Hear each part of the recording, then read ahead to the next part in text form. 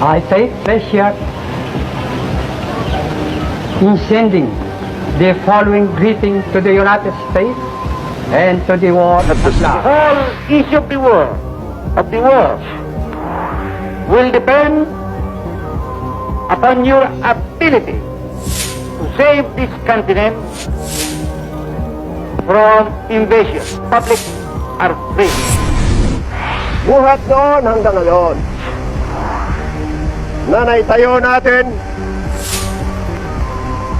ang bagong Republika ng Pilipinas. Kamatayan, sapagkat ang kamatayan may matamis, katulad ng tinuro ng ating mga bayani. Jackson swears in Vice President Sergio Osmeña as President of the Philippine Commonwealth in Washington. We need immediate relief and financial assistance to tide us over. Most of all, we need a close trade relationship with United States. The Filipinos are grateful and have a deep affection for America.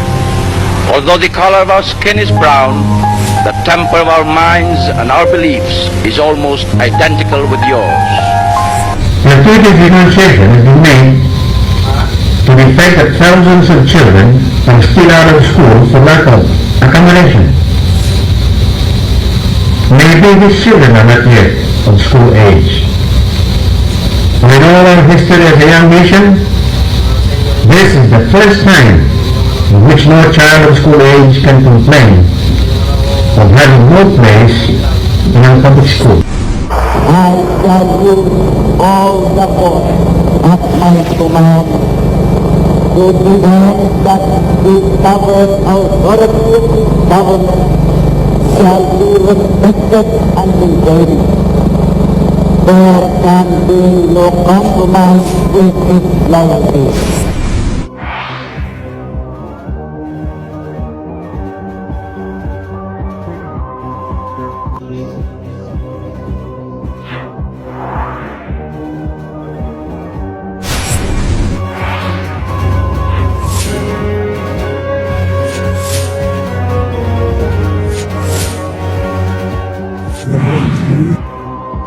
Ferdinand E. Marcos ay taimtim na sumusumpa. Natutuparin ko ng buong katapatan at mabuting pag-iisip ang mga tungkulin ko bilang Pangulo ng Pilipinas. I, Corazon Cojuangco Aquino, do solemnly swear that I will faithfully and conscientiously fulfill my duties as President of the Philippines From a base of zero growth, we are today being hailed as the new Asian Tiger Cub and the hottest emerging market in the region. Just 4 years, we are today regarded as living proof that democracy is not incompatible with development. The democratic institutions can foster fertile conditions for progress which authoritarian systems can never match. Layo na ang kaya nating maabot. Kaya tayo susulong na ngayon. Let me start with a sincere apology to all those who expected or wished to see me fail. I'm sorry to disappoint them.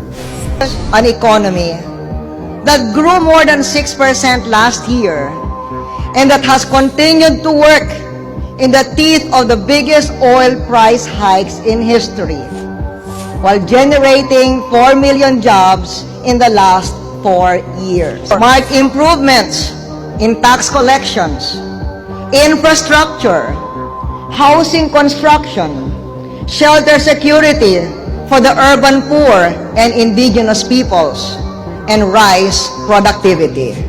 69 million beneficiaries of healthcare insurance, including 30 million indigents whose re-enrollment started early this year and is still ongoing. Gusto ba ninyong matanggal ang wangwang hindi lamang sa kalsada kundi sa kaisipang nagdulot ng baluktot na sistema na pagkatagal-tagal na nating pinagtiisan? Ako rin. Sa larangan po ng negosyo, sino ba ang nag-akalang 7 ulit nating malalampasan ang all-time high ng stock They market? have to stop because the alternative are either jail or hell. Short of expressly advocating a call to arms, there are those who say that we should stand up and stop those who fish in our economic zone. Of course, we will do in due time. Shut down establishments that continue to pollute and poison our waters. The drugs will not be crossed unless we continue to eliminate corruption. I have met the enemy face to face, and sadly, the enemy is we have been able to find a way to grow and to make stronger the relationships between our two countries, the People's Republic of China and the Republic of the Philippines. In many ways, the signing of the diplomatic agreement between the People's Republic and the Republic of the Philippines in 1975 was just a formalization or normalization of an informal relationship that has been shown to go back at least to the Tang Dynasty. And that is how long the relationship between the Philippines and China has been going on, and this is at very many levels. And with the addition now of the addition in 1975 of the signing and normalization of diplomatic relations between our two countries, we formalized that informal relationship and added another facet to our dealings, in that we added government to government, and that has been something that I believe has been very advantageous to both our countries. And so how do I see the future between China and the Philippines?